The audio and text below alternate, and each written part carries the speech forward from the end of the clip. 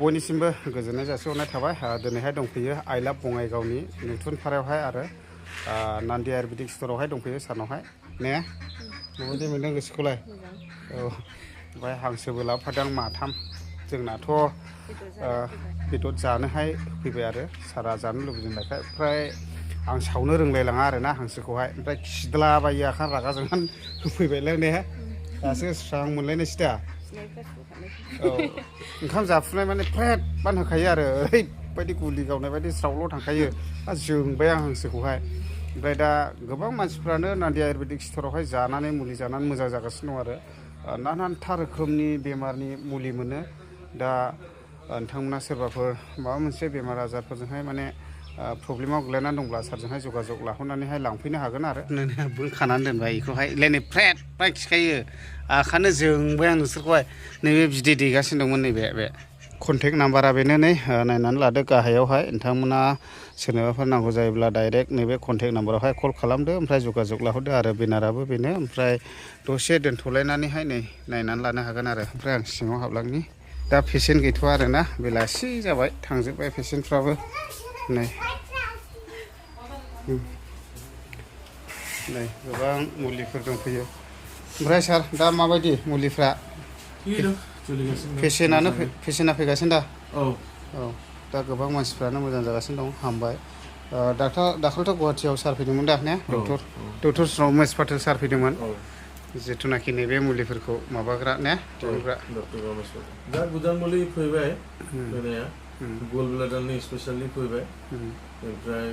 आरो हौवाफोरनि थाखाय फैबाय हिन्जावफोरनि थाखाय फैबाय टिउमारनि थाखाय फैबाय माखासे बुस्थु लामायाव दं 10 दिननि गेजेराव मथा मथि 8 बिद गोदान मुलि फैगासिनो दं दा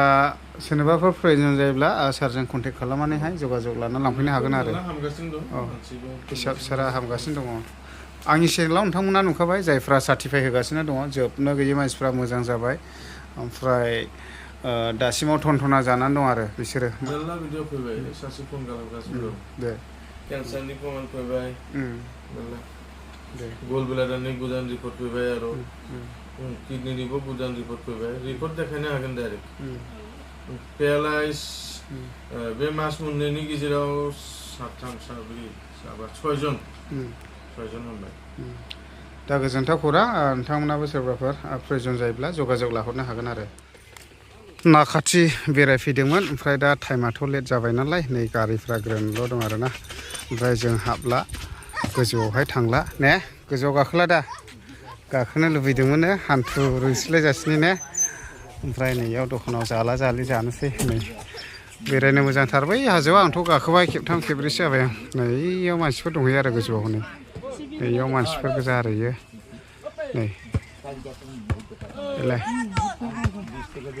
ओमफ्राय दा जों गाखोला आरो टाइमा अभार जाबाय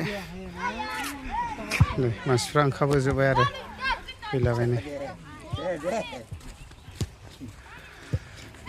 दा बेरायफैनोब्ला एसे फुङावनो फैनांगौ आरो होमब्ला साबसिन जायो